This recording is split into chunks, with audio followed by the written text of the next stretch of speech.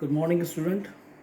MDS university Ajmer के BA honours political science के part third के 12वें पेपर पॉलिटिकल आइडियोलॉजीज़ के मेरे प्रिय युवा साथियों, ये पेपर आपको पढ़ाना मुझे विशेष पसंद है और उसकी एक ठोस वजह है। वजह ये है कि आपके जो राजनीतिक विचार हैं वो अब एक शेप लेने लगे हैं, एक आकार में आने शुरू हुए हैं। और जितना मैं समझता हूँ इस विषय को कि पौधे को शुरुआती दौर में ही एक सही दिशा की और एक सही पर्यावरण की ज़रूरत होती है। उसके बाद जब वो जड़ पकड़ जाता है, यदि ठीक से पकड़ गया, लहलाएगा, ऊंचा जाएगा। और यदि उसकी शुरुआती देखभाल ठीक से नहीं हुई तो लड़खड़ा सकता है, गलती कर सकता है, दाएं बाएं मुड़ सकता है। पिछले 5 साल से, यानी 11th 12th और फर्स्ट ईयर, सेकेंड ईयर और थर्ड ईयर से, इन 5 वर्षों से आप पॉलिटिकल साइंस को विषय के रूप में पढ़ रहे हैं। और आपने ये देखा होगा, सीखा होगा, पढ़ा होगा कि राजनीतिक प्रक्रिया में आपकी भागीदारी कुछ निश्चित ठोस कारणों के आधार पर होनी चाहिए, ना कि किसी भावुक समर्थन के आधार पर। अब आप याद कीजिए मेरे कल के लेक्चर को। मैंने आपसे कहा था राजनीतिक विचारधारा शून्य में से नहीं आती, बल्कि इसके पीछे ठोस वैचारिक आधार होते हैं, समर्थन होते हैं, विरोध होते हैं। अब ये विरोध और समर्थन कहाँ से आते हैं? विचार शून्य में से नहीं आते। ये मानव का जो मस्तिष्क है, यही विचारों का जन्मदाता है। और इसीलिए आप चाहे किसी भी पॉलिटिकल पार्टी को सपोर्ट करते हो, किसी लीडर के सपोर्ट में हो, किसी के अपोज में हो, दोनों बिंदुओं में चाहे किसी का समर्थन कर रहे हो, चाहे किसी का विरोध कर रहे हो, आपके पास ठोस वैचारिक कारण होने चाहिए। मैं doctor Manoj Awasthi, associate professor, SPC government college Ajmer, आपको विचारधारा के बारे में बता रहा हूँ। आज हम देखेंगे विचारधाराओं के प्रकार। जैसा कि मैंने आपको अपने पहले लेक्चर में कहा था कि इस शब्द को लेकर ही बड़ी भ्रांतियाँ खड़ी हुई। लोग बजाय इसको समझने के कंफ्यूज ज़्यादा हुए कि इसका अर्थ क्या निकालें। दूसरी बात, विचारधाराएं एक दूसरे से मिलती भी हैं, ग्रहण भी करती हैं, छोड़ती भी हैं। तो किसी एक विचारधारा के बारे में कोई स्थिर विचार बना पाना संभव नहीं होता। और समय के साथ विचारधाराएं भी अपने आप को बदलती हैं, मोड़ती हैं, आगे बढ़ती हैं। तो चाहे विचारधारा क्रांतिकारी हो, सुधारवादी हो, रूढ़िवादी हो, परंपरावादी हो, प्रगतिशील हो, इन टाइप्स के आधार पर विचारधाराओं को अनेक समूहों में हम बांट सकते हैं। लेकिन मोटा मोटा व्यापक आधार पर विचारधाराएं 2 समूहों में विभाजित होती हैं। मैं doctor Manoj Awasthi, associate professor, SPC government college Ajmer, आज आपको इन प्रकारों के बारे में बताने की कोशिश करूँगा। आज दुनिया में जितने विचारधाराएं मौजूद हैं उनको हम 2 टोकरियों या बास्केट्स में रखते हैं। एक तरफ है उदारवाद और एक तरफ है समाजवाद। तो उदारवादी जो विचारधाराएं हैं उनकी हम बात करें तो इनमें 3 गुण मूलभूत पाए जाते हैं। पहला, ये मानव की गरिमा और विवेकशीलता, यानी human rationality and human dignity, इनमें विश्वास करती है। मैं समझता हूँ आप ऑनर्स के पार्ट सेकंड में जॉन स्टुअर्ट मिल को पढ़ चुके हैं।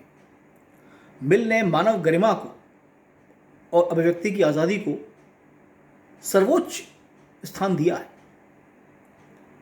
अब आप सोचिए, ह्यूमन डिग्निटी को इतना महत्व या इतनी इंपॉर्टेंस आखिर क्यों दी गई है, और मनुष्य को एक विवेकशील प्राणी क्यों माना गया है? क्योंकि इसके पास सोचने समझने की शक्ति है।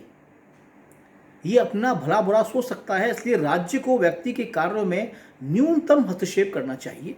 ये उदारवाद की अवधारणा है। तो पहली बात तो ये कि इनका यकीन इस बात पर है कि व्यक्ति एक विवेकशील प्राणी है, अतः राज्य को अपने आप को सीमित रखना चाहिए। अब ये जो दूसरा बिंदु आया, सीमित राज्य, राज्य को सीमित कौन करेगा?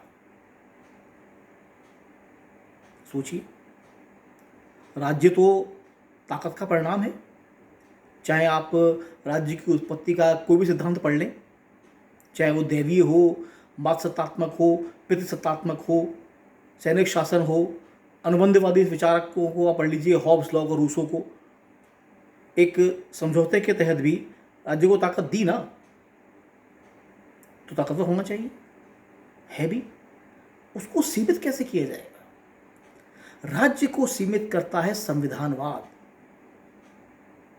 आप याद रखिएगा, कॉन्स्टिट्यूशनलिज्म या संविधानवाद के जो नियम कायदे कानून हैं वो केवल व्यक्तियों के लिए नहीं होते, बल्कि राज्य पर भी लागू होते हैं। राज्य की सीमाएं, राज्य की शर्तें, व्यवस्थापिका, कार्यपालिका, न्यायपालिका में शक्तियों का बंटवारा, ये सब संविधानवाद के जो लक्षण हैं वो इस बात को साबित करते हैं कि जो ये उदारवादी विचारधारा है ये राज्य को सीमित करना चाहती है, क्योंकि इसका मानना ये है मनुष्य एक विवेकशील प्राणी है, अपना भला बुरा सोच सकता है, इसलिए राज्य को मनुष्य के निजी कार्यों में न्यूनतम हस्तक्षेप का सिद्धांत अपनाना जाना चाहिए। और एक टर्म आती है पुलिस राज्य, या नाइट वॉचमैन स्टेट। रात का जो होता है पहरेदार, जो आवाज़ लगाता है जागते रहो, राज्य को वो रोल प्ले करना चाहिए। इसको आप अभी आप देख रहे होंगे, कोरोना के काल के बावजूद ओलंपिक शुरू होने वाले हैं। क्रिकेट की सीरीज़ भारत और श्रीलंका के बीच में कल से ही शुरू हुई है, हम जीत गए हैं उसके अंदर, बताइए आपको भी। यानी खेल में एक अहम भूमिका होती है अंपायर की।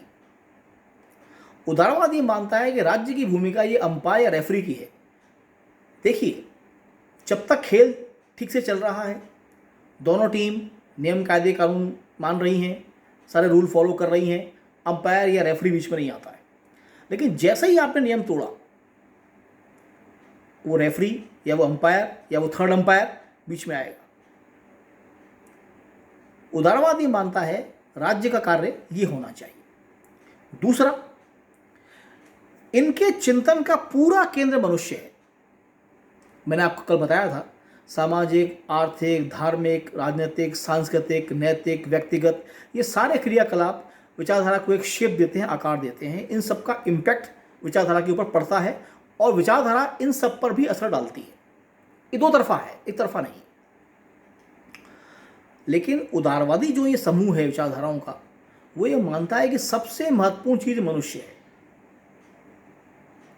इसलिए जो भी विचारधात्मक परिवर्तन हो, नियम हो, शासन की प्रक्रिया हो, क्रियाकलाप हो, उसमें मानव को केंद्र बिंदु में रखकर सारे क्रियाकलाप किए जाने चाहिए। तीसरा बिंदु, ये जो अवधारणा है ये लोकतंत्र की समर्थक है, डेमोक्रेसी के प्रति इसकी आस्था है। अब देखिए, वो रूप संसदीय हो सकता है, अध्यक्षीय हो सकता है। फ्रांस की हम बात करें, आप लोगों ने फ्रांस का संविधान पढ़ा है। फ्रांस का संविधान संसदीय और अध्यक्षीय प्रणाली का मिक्सचर है, एक मिश्रण है। उन्होंने संसदीय प्रणाली और अध्यक्षीय प्रणाली की अच्छाइयों को लेकर फ्रांस के संविधान में मिक्स कर दिया है, मिला दिया है। तो चाहे संसदीय हो, अध्यक्षीय हो, मिक्स हो, या आप ये पाएंगे कि दुनिया के अनेक देशों में आपको लोकतंत्र में अलग अलग खासियत या विशेषताएं दिखाई देंगी।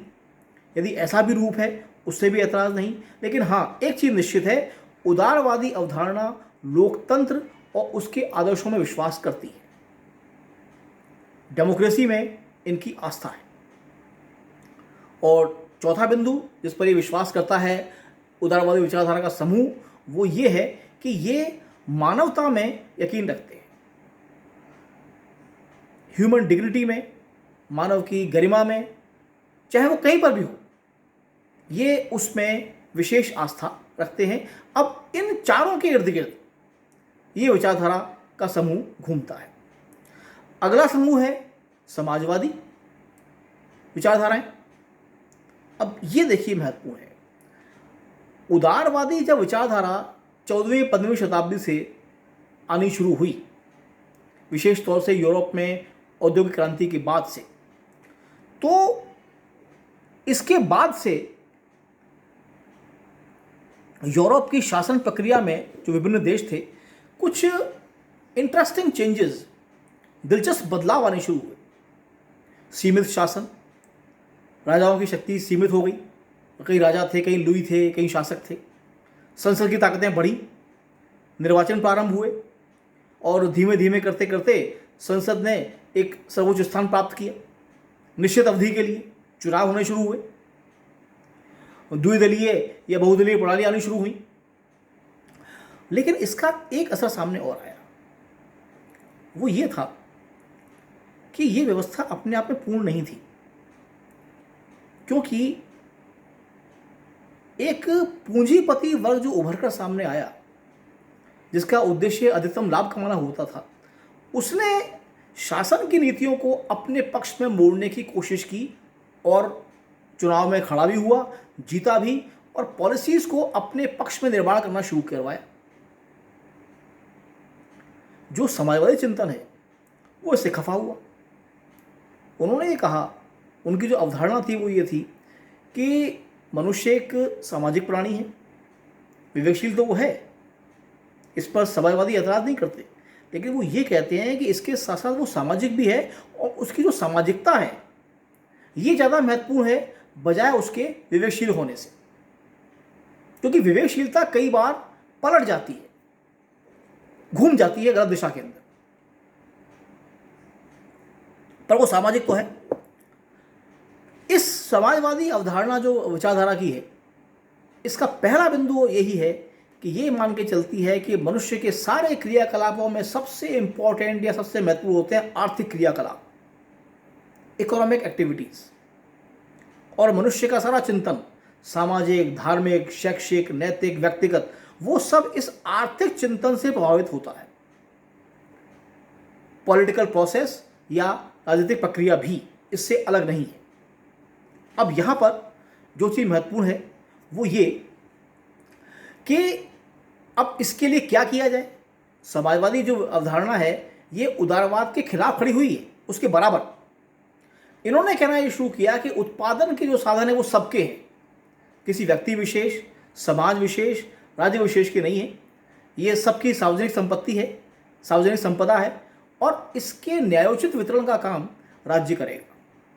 और अंत में जाकर तो ये राज्य का भी लोप कर देते हैं, वो मानते हैं मनुष्य सामाजिक प्राणी है, इसको राज्य की जरूरत नहीं है। लेकिन जब तक राज्य का लोप नहीं होता तब तक जनता के प्रतिनिधि के रूप में एक पार्टी जनता में संसाधनों का न्यायोचित वितरण करने का जिम्मा लेगी। विशेष तौर से आप देखिए जो कम्युनिस्ट कंट्रीज़ हैं, साम्यवादी देश हैं, उन देशों में आपको जो वैधानिक political party, legal political party एक ही मिलेगी, कम्युनिस्ट पार्टी, चाहे वो चीन हो, चाहे उत्तरी कोरिया हो, या 1990 से पहले का सोवियत संघ हो, वहाँ आपको एक ही पार्टी मिलेगी जो ये मानती है कि पूरे समाज के प्रतिनिधि के रूप में ये कार्य करेगी, शासन करेगी, और उत्पादन के जितने भी साधन हैं वो सब जनता की सार्वजनिक संपदा है, राज्य काली उसका एक केयर टेकर है।